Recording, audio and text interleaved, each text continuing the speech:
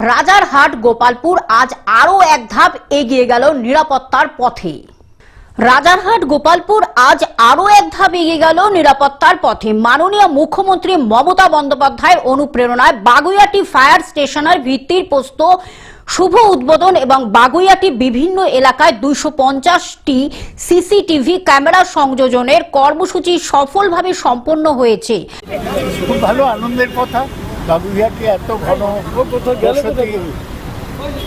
জায়গা, সেখানে ফায়ার স্টেশনের দরকার ছিল, সেটা হলো 1 বছর মধ্যে সম্পূর্ণ হয়ে যাবে। সুজিত বোসকে ধন্যবাদ জানাই। দাদা, এসআইআর এর লিস্ট বেরিয়েছে, দেখছি বুড়ি বুড়ি নাম বাদ, কি বলবেন? অনেক নাম বাদ গেছে, আবার এখন তো নিয়ম 6 নম্বর ফর্মে অ্যাপ্লাই করা যায়। আমরা শেষ পর্যন্ত সবার নাম রাখার জন্য চেষ্টা করি। বিধাননগর পৌর নিগমের উদ্যোগে আয়োজিত এই অনুষ্ঠানে উপস্থিত ছিলেন বিশিষ্ট জনপ্রতিনিধি ও গণ্যমান্য ব্যক্তিবর্গ।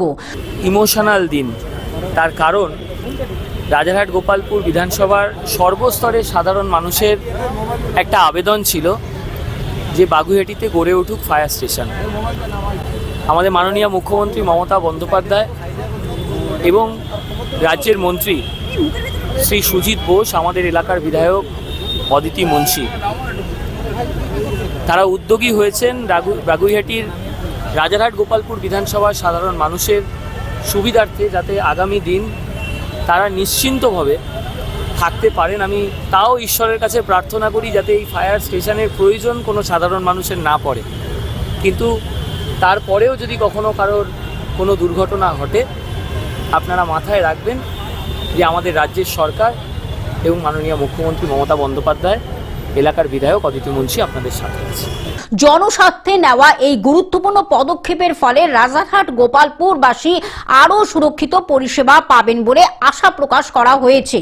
উদ্বোধনী অনুষ্ঠানের নতুন ফায়ার স্টেশন ও নজরদারি ব্যবস্থার সূচনা রাজারহাট গোপালপুরের নিরাপত্তা পরিকাঠামোয় এক নতুন দিগন্তের সূচনা করল।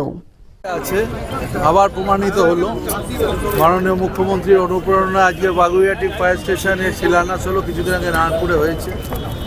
তা আমার মনে হয় এই জায়গায় অনেকগুলো ফায়ার স্টেশন আমরা করলাম, আর এটা খুব গুরুত্বপূর্ণ জায়গা ছিল।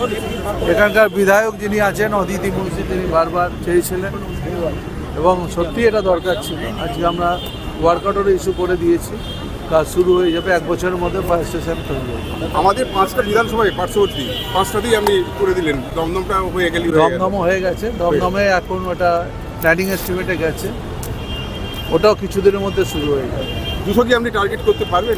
সম্ভব 188 তো হয়ে গেল, আর 200 তো করতে পাইপলাইনে অনেক।